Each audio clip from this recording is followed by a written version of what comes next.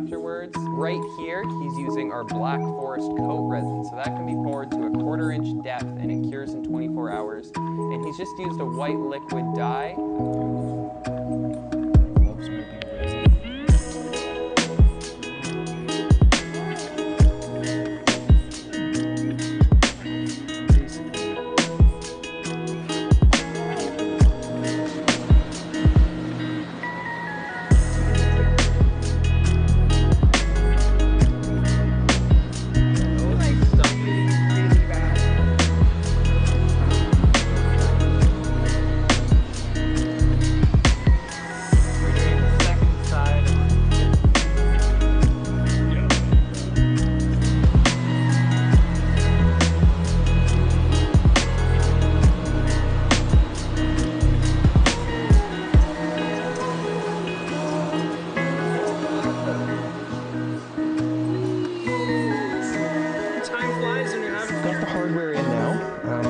Flip it around to show you.